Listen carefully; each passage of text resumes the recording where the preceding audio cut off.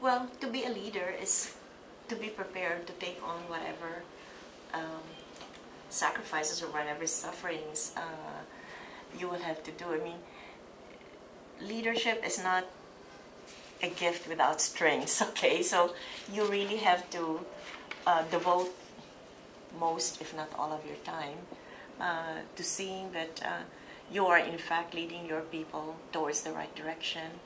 It carries with it so many responsibilities, and of course a leader also has to worry about making the right decisions, but that's what a leader is about. You have to take risks.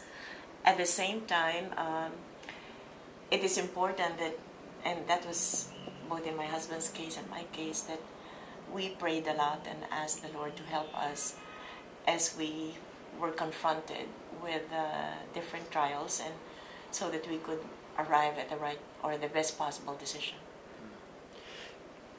You went to Assisi, and can you relate what you yes. discovered there? After my presidency, I had a chance to visit Assisi, and as we were going around, the guide said, you know, St. Francis would always ask the Lord for more sufferings. And so, oh, wow.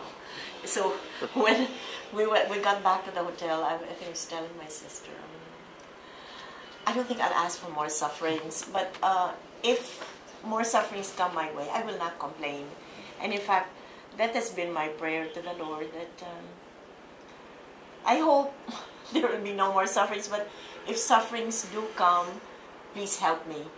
And I used to think, or I like to think, that there was a quota for suffering and that all of us had certain quotas, and I felt I had filled up mine.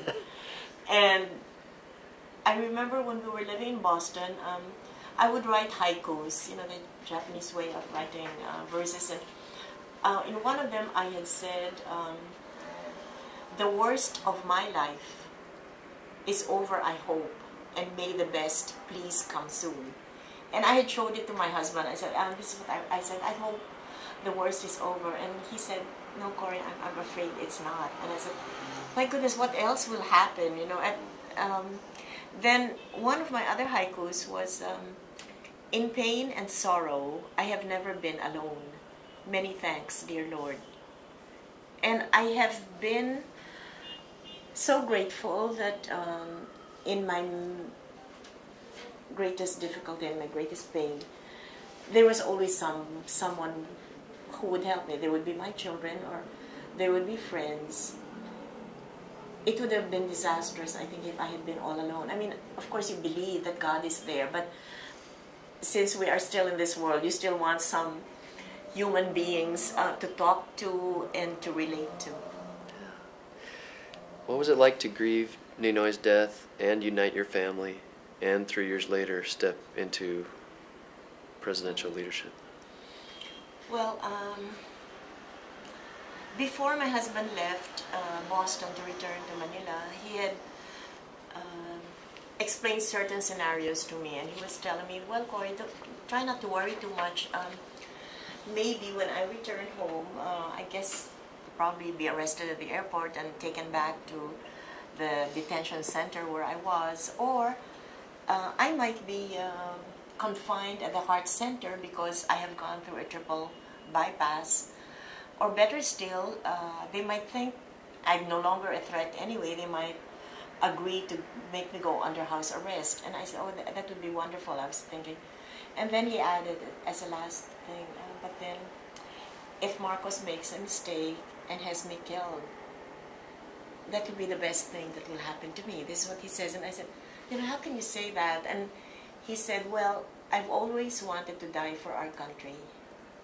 And this would be it. And so when my husband was assassinated, of course, my children and I were all crying, and I told them, well, I have to tell you what Dad told me before he left. I hadn't told them before, and I said, he said that he's always wanted to die for our country, and he got his wish.